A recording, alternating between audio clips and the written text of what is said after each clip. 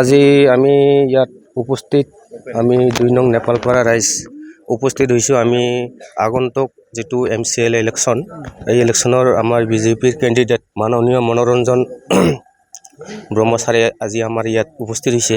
তো আমি নেপালপাৰা 2 নং নেপালপাৰা ৰাইজৰ হৈ আমি হয়তো আমাৰ মাননীয় তোমাৰ সমাবেশ চেয়াৰমেন আমাৰ নেপালপাৰা ৰাইজৰ আমাৰ ইলেকশ্যনৰ হেৰিখিনি গোটেইখিনি বুজি পায় যে আমি ৰাজেন্দ্ৰই আমাক ভালকৈ জানে, কিন্তু তথাপিও আমি কিছুমান সুবিধাৰ পৰা বা ৰাজহুৱা যিবিলাক আমি সুবিধা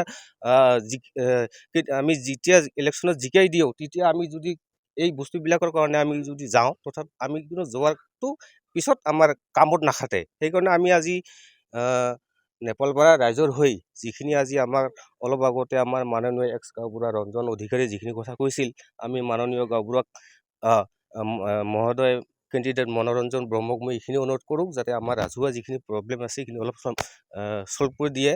আৰু মই এইখিনি ৰাইজক এইখিনি কথা ক'ব খোজোঁ, হয়তো আজি কেন্দ্ৰত বা ৰাজ্যত বিজেপি চৰকাৰ থকাৰ কাৰণে আমি সকলোৱে ঘৰে ঘৰে এটাকৈ ঘৰ পাইছোঁ। আৰু যদি আগন্তুক MCL ইলেকশ্যনত বা BTCখন আমাৰ বিজেপি গভৰ্ণমেণ্ট হয়, তেনেহ'লে আমি আৰু সুবিধাবিলাক আৰু ভালকৈ পাম বুলি মই আশা ৰাখিছোঁ। এইখিনি কথা কৈ মই ৰাইজক সকলোকে অনুৰোধ কৰিলোঁ যে আপোনালোকে আগন্তুক ইলেকশ্যনত বিজেপিক আমি সকলোৱে মিলি যাতে ভোট দি জয়যুক্ত কৰিব পাৰোঁ। এইখিনি কৈ মই বক্তব্য সামৰিব পাৰিছোঁ। আমাৰ লগত আহিছে, আজি আমি বিজেপি পাৰ্টিক ভাল পাইছোঁ, বহুত কাম কৰিছে।